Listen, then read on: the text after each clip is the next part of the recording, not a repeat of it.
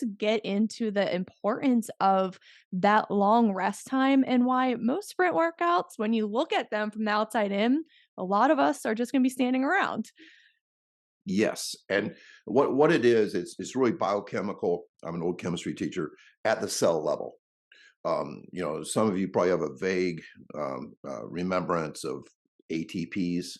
ATPs is um, that's the currency of energy in our cells. Well, you can feel mentally, m- physically, physiologically fine after a minute or so after a 5 second sprint. And basically, no matter how, if you're ever getting to top speed, it's a 5 second sprint. And so you need 1 minute per second of sprinting. Now, you don't need that to feel good again. You don't need that to do it again, but you won't be as fast. And so like I train about in the off season, I train about 30 kids, and I'll train them today. And there will be a young kid or something that they'll run a 10-meter fly or a 40-yard dash, and they'll walk back, and I see their run again right away, and I'm just like, okay. And then they run, and they're like 2 miles an hour slower, and they're like, what? Gee whiz! I'm like, because my kids either swear or they celebrate after every time, which that's what we want. Not necessarily the swearing, but yeah. So anyway, I say, okay, Antonio, that's what happens if you don't take 5 minutes rest. And he goes, oh, okay. Like if you were rested 5 minutes, you might have beat your first time. And the thing about you looking at your willow trees in your yard and stuff, one of the things as coaches we forget is that many of the best memories of sports were not the actual activity. It was the bus rides. It was the sitting around after practice. It was the community feeling that you had with your teammates. And it was the talk and the bonding and all those things. So like if you were working with a group, you might feel even less antsy about that next one because you're talking to people. You're having that down moment that we all really appreciate. Just that feel of being together as a team and all that kind of stuff. So it goes against everything we've been taught as coaches and teachers. Keep them busy. If you don't keep them busy, there's going to be trouble. But when you keep them busy, it turns into busy work. And we all know what busy work is. It's filler. And that doesn't make us better.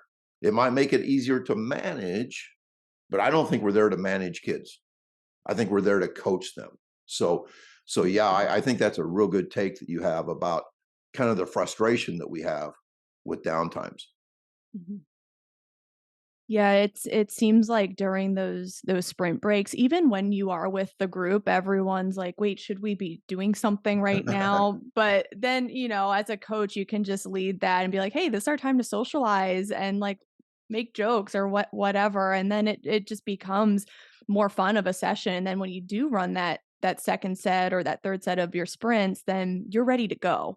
And I think that's so important for people to just remember. And honestly, it's tough, and I think we're still fighting that constant busyness during our sessions, especially like for us youth performance coaches. Like sometimes parents are watching and they're looking at you and they're like, "Well, why is my 12-year-old standing around for 40 minutes? This isn't what I'm paying for." But their goal is speed. They want their kid to get fast, so we can't go against what their goal is just to please them and make the session look crazy. So that's one thing I noticed. And then another thing was with the mile per hour number, I was really competitive with myself and I wanted to keep improving that. And what I've been finding in the soccer community especially is no one is tracking that number. And you'll see coaches even tell their players in like yearly player reports, "Oh, well, you need to improve your speed."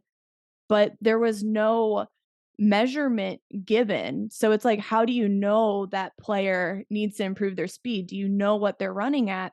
And a lot of new soccer players that come to me, middle schoolers, high schoolers, they're running less than like a 50 mile per hour. It's pretty dreadful to It is. see. And it's like, The fact that you don't know that mile per hour number is insane to me, and the fact that your coach is telling you you need to improve when they're not measuring, that's also a little insane. So, do you have anything to say about that getting that Oh, mile per hour number and how critical it is?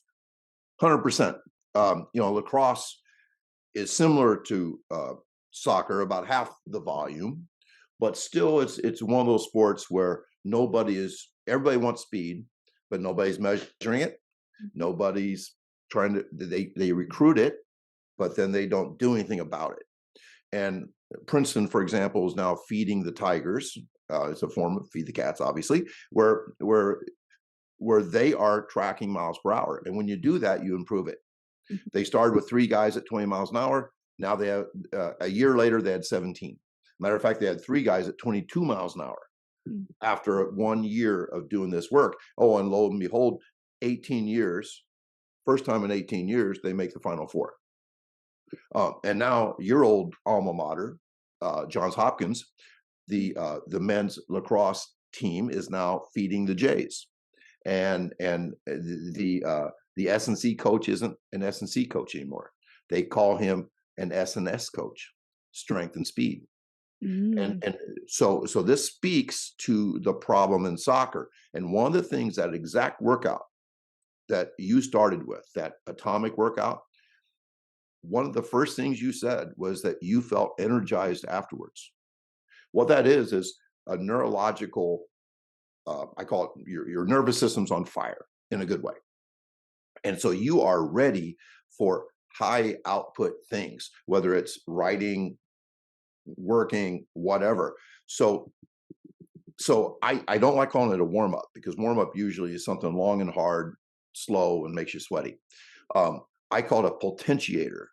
A potentiator is things that improve the next thing you do.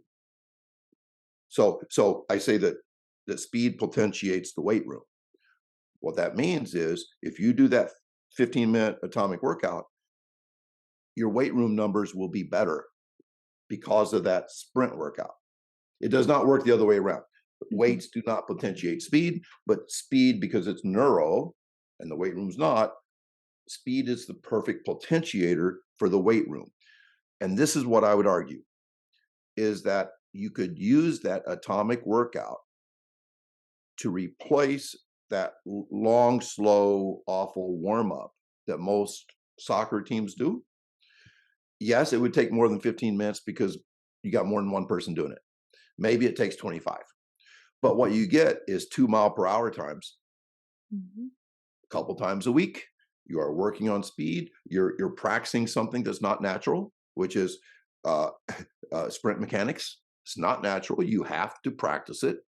It's 15. Well, let's say it took you 25 minutes to do a atomic workout that led into soccer practice, but that 25 minutes still only has 60 seconds of work. So nobody's tired. mhm. Everybody is potentiated.